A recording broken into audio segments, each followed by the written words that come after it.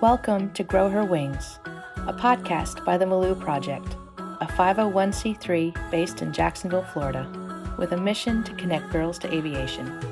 We are your hosts, Jen and Carrie, and we invite you to join us as we meet new people, talk to old friends, and learn new lessons on the path to inspire more of us to grow our wings. Hello, everybody. Welcome to Grow Her Wings, where we connect girls to aviation. Today, we have a very special guest with us, Samantha Weeks, a retired Air Force colonel. She was lead solo as a member of the Thunderbirds, which is pretty impressive to me. She also was a classmate of mine, class of 1997 at the Air Force Academy. Had to throw that in there. And so many other things, to include wife and mother to two boys. So pretty busy. A whole lot of other things in between your Air Force career of over 20 years serving as a squadron group and wing commander. So thank you for joining us today, Sam. It's an honor to get to chat with you. Well, thank you very much for having me. I think this is an awesome project that you have, and I'm honored to get to be a part of it and really inspire young people to join the aviation career field. Great. Thank you so much, Sam. You touched on it right there. That's the reason that Jen and I really started this, was the idea of sharing that advice, sharing those stories that might reach somebody who might be thinking or might be unsure, and then they listen to a story or they listen to advice from somebody and go, that sounds like something I could do, or that sounds like me, or I thought that too. So I'm hoping that we can have a conversation today and listen to some of your stories about how you started, some things you've done along the way, and any advice you'd like to pass along. Absolutely. So I guess to get started, how did you get started? What was that spark? Where were you, when, what was it that got you wanting to be in aviation? So for me, it was my dad. My dad was enlisted in the Air Force for 26 years. He was a master sergeant and a maintainer. And we were stationed at RAF Lakenheath, and enlisted family, didn't quite have the money to fly back commercial, so we did space available, which was pretty easy back in the 80s. Mm-hmm. And we flew home on a KC-135 from England to the United States. And as many of us military people know, the coolest place to sleep in a 135 is the boom area. Much better than any type of, cargo netting seat or whatnot. So my sister and I were sleeping there, and I was just kind of in awe looking through the window that's maybe like this big down at the Atlantic Ocean and seeing some icebergs. And then at some point, the boomer came to the back and made us get over to the sides while he laid in the middle to do our mission that day, which was to refuel some fighters going across the Atlantic. And I was laying on the side and just staring in awe at the fighter aircraft below me, and that pilot in the cockpit, a mere 15 feet away. And after about the second one, the boomer told me I had to get out because I had to let my sister watch, and we're 2 years apart. And at ages 6 and 8, not best at sharing things. So I wasn't very happy that I had to leave. But I went back up to where my dad was, and I said, I want to do that. And he looked at me and he said, do what? And I'm like, and he asked me, he goes, do you want to be the boomer? And I said, no, I want to be the pilot. And he literally patted me on the back and said, girls don't do that. And so at 6 years old, that's where my dream began. And at 44, I don't know if it began because I was really in awe or if it was because somebody told me no. But it didn't much matter. From that point forward, that was my dream, and nothing was going to get in my way from trying to achieve it. Wow. Yeah. I think because he said no, right? Like, wow. I've been in the same place like 1,000 times. Is it because they said no? And I'm like, I will show you, or because you just really felt like that was your passion? That's awesome. Or both. Yeah, exactly. Pretty independent 6-year-old standing right here, without a doubt. Absolutely bucked all authority, including mom and dad. But the reality is, in 1981, women did not do that. So it wasn't that my dad was some authoritarian not encouraging me. Right. It was just the reality that what I had set forward as my dream was not possible at that moment in time. And my dad is probably a realist and has always laid it to us straight in life about what the world has out there. And so I've never thought my dad wasn't my biggest supporter. He absolutely is. And he was just being real. It was factually correct. Girls don't do that. At the time, 1981. Nope. Fast forward to now. Yeah, so It's been removed. from that 6-year-old time frame, I learned about the Air Force Academy a few years later and decided again, a lot of my experiences are based off of my reality, right? I'm an enlisted kid, and there was not money in our family for college for 3 girls. And so my parents, again, were real with us and told us, if you want to go to college, you need to get scholarships because there isn't money. So you got to work hard in school and you got to do good so that you can get those scholarships so you can go on, so you don't end up with lots of college debt. And there was never really a question in mine or my sister's eyes of what we needed to do. So I learned about the Air Force Academy, like, that's where I need to go, right? I'm going to get paid to go to college. What could be better? Joke's on us. So I was in 8th grade and I went to my guidance counselor and I said, I want the catalog on the Air Force Academy. That's where I'm going to go to college. And he told me to come back in a few years when I really figured out what I wanted to do. So I did. I went back to my junior high school when I was a sophomore at the Air Force Academy for that grassroots program where we went home to tell our or our hometown places about the Air Force Academy. And that was how he introduced me to the auditorium. Here was a girl who knew what she wanted, had her mind made up, and he took responsibility and said, and I didn't encourage it. And so I was wrong. Here she is, take the stage. But since that moment, I knew where I needed to go and what I needed to continue to do to pursue my dream. And yeah, then Carrie, we ended up as classmates in the class of 97. So we absolutely have to give a shout out to Keep It Revin'. Yes, we do. We would get in trouble if we didn't. I feel like I need my A jacket on right now. This is unfair. What?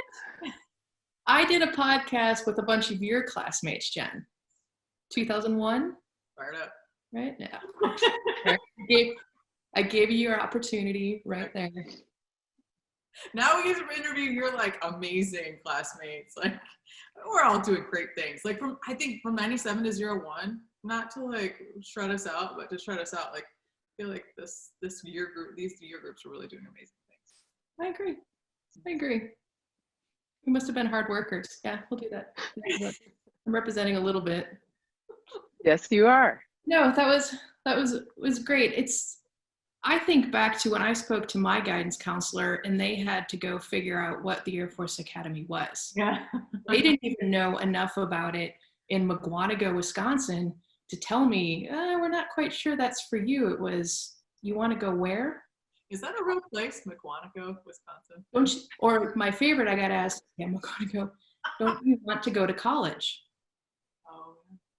It's well, it is one.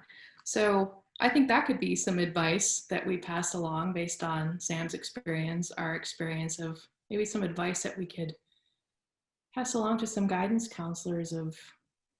Yeah, and the internet helps a lot, right? We didn't have the internet back in the 90s, 90, 91. And so we didn't have the accessibility to information. Today, if you, Carrie, had heard about it, you're going to go to Google well before you ever go to your guidance counselor.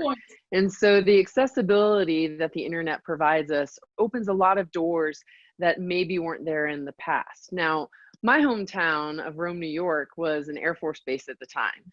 So it had seen multiple people go to the Air Force Academy. If you remember Ernest Braxton, we were in the same graduating high school class. Okay. And out of 40 squadrons at the Academy, ended up in the exact same squadron for the last 2 years. So our hometown knew of the Academy due to the military base there at the time. Right. Well, with this new accessibility, what's some advice you would give to parents now to help, say they have a young 12 to 14-year-old that walks up and says, I think I want to go be a military pilot. I think I want to go to the Air Force Academy. The first things I would do is Google, right? I would Google Air Force pilot, Navy pilot, Army helicopter pilot, Air Force Academy, and see what comes up. And as you go through that, or if it's a female and she wants to be a female fighter pilot, Google female fighter pilot. And you're going to come up with, you know, multiple sites, including Athena's Voice, where you can go learn, listen, and connect with any of us. We're going to see the Milieu Project, you know, on the internet, where people can come listen to these podcasts and garner that knowledge from our actual experiences, and not just I heard from a friend kind of things. Right. And so those are great opportunities, but parents, just go Google. Yeah, it's and great. It's all right there at your fingertips. Let's go Google, listen, pass some things on. So what were some things that you did to get from I want to go to the Air Force Academy to making it happen? So it's no different than either of you two, right? You knew that you had to have good grades. You had to do well. English wasn't my best, right? You had to do well on your SATs or your ACTs, and you needed to be well-rounded within the community, within athletics. And so I probably started spreading myself too thin back in high school. You know, I was on the swim team, on the track team, on the student newspaper, on student council, supported the Red Cross. That might not have been necessarily a choice back in the day. My mom was the director, so we were free labor to always help and assist, but it really embedded in me a life of service to others. And so I am so grateful for her service that led to me and my sister's understanding of that. But all of that went into having a well-rounded application to be competitive for the Air Force Academy. Sam, you just hit on something, and I mean, I've been on a couple different interview panels for young ladies who are in the in high school trying to get into the academies. Is spreading yourself too thin. Like these, you know, I get to interview the men and the women, and the young ladies feel like they are not doing enough, and they are doing so much more than the boys. It's like, give yourself a break. Like, you don't have to do so much, but for some reason, that's like an expectation that we have for our girls, that they are going to do twice or three times as much as the boys to get in. I mean, these boys are like getting questioned on whether or not they really felt like what they got in trouble for was worthwhile. Whereas these girls are like, they have clean records and they're doing community service for like 40 hours a week. So anyway, I wanted to kind of comment on that because it's a good point. We do, and we need to encourage people to really find one or two of those things that you're passionate about and serve your passion, not just go do lots of things to have some resume builder. And I think it's life and experience that teaches you that versus just an innate self-awareness. Some people have that, but that was not me.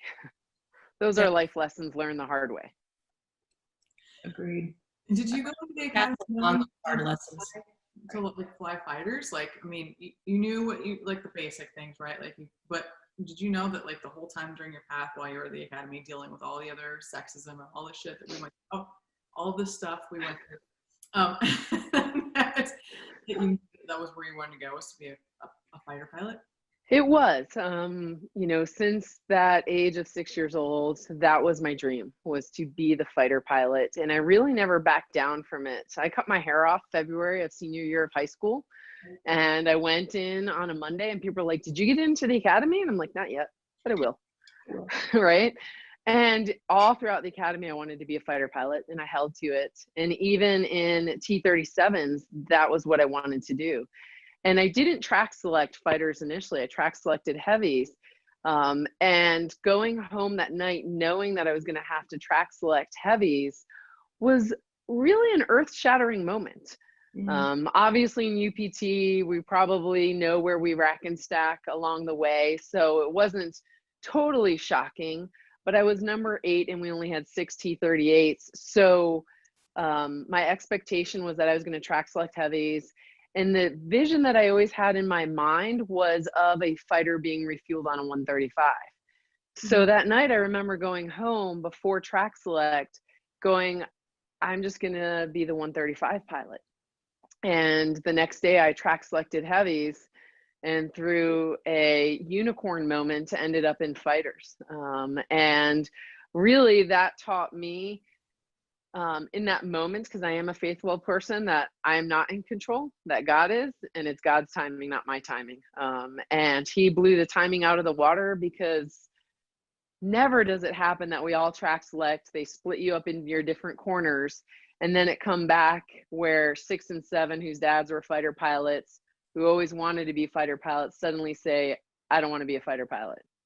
Yeah. So luck, timing, and a healthy dose of faith ended me where I was supposed to be. But on top of that, you know, I've heard people say timing, luck, and circumstance, but you were also ready for it. Yeah, you know, For the unexpected. drive and determination are things that I talk about, right? And I've heard, you know, timing, luck, and circumstance also. And I do believe that those are absolutely great things to have. But if you haven't put the work in to get there, timing, luck, and circumstance don't matter much, because you won't succeed in that moment. So you have to put in, you know, the time, effort, and energy for when that opportunity arises, that you're ready to take it on. Yeah, I prefer to say preparation, timing, and luck, right? Like you have to be prepared. Mm-hmm. Yeah.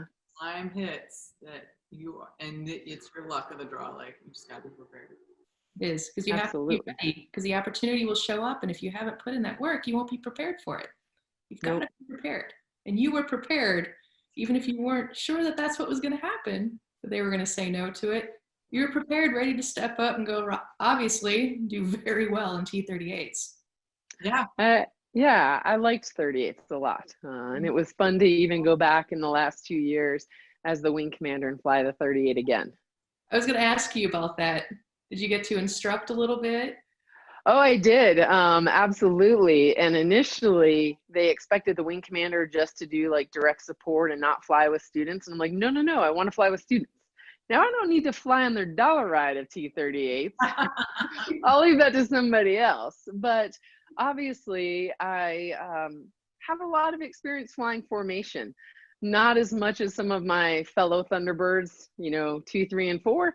But I wanted to fly and teach formation and tactical execution that they were going to see in the fighter community. Because right now at pilot training, we don't have a lot of fighter exposure in T-38s. And it's going good, but there's sometimes that textbook versus experience, there's a difference. And so being able to have the experience and take that along with the textbook academic work really can assist in people's development and learning. How cool would that have been to be in pilot training, Carrie, and like getting the wing commander who was former Thunderbirds teaching information? I mean, come on. You think it's cool? They were pretty stressed out about it. So you definitely have to try to lower the bar when they're like, oh my God. And you're like, no big deal. So walk in and crack a joke a little bit to get them to relax. You have to. You know, we'd be in the middle of briefings and I would walk in the flight room and they'd all stand up. I'm like, stop, I just interrupted your briefing. You never interrupt the brief. So there's a learning curve to try to get them to just realize I'm an instructor, you're a student, we're going to go make the mission happen and get the learning objectives achieved. That's impressive. Although I'm happy to hear that you were a flying instructor pilot as the wing commander. When I was going through pilot training at Columbus, Colonel Marne Peterson was the wing commander. And I didn't do so great in T-37s. I flew well. I didn't do check rides well. So I did my 89 ride with Colonel Peterson. So you're already thinking, I'm going to wash out of pilot training and now the wing commander is giving me my 89 ride. And she told me some advice that carried me the next 20 years, and I pass on to other pilots that might be struggling a little bit. I was a slow bloomer. I was a late bloomer. It took me a little while. And she said, get out of your own head and just fly the airplane. Best advice I ever got. Carrie, get out of your own head and just fly the airplane.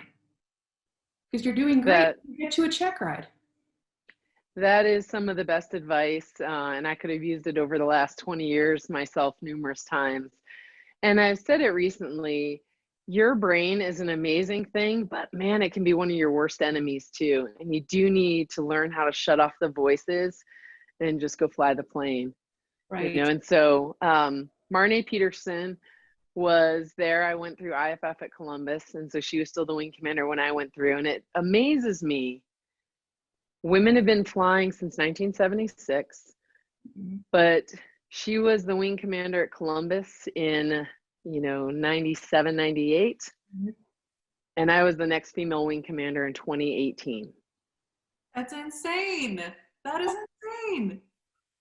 So Wow. we still got some work to do. Hey everybody, this seemed like a great place to take a break for this episode with Colonel Samantha Combo Weeks. We have a whole lot more that we talk about, so tune in soon for part 2.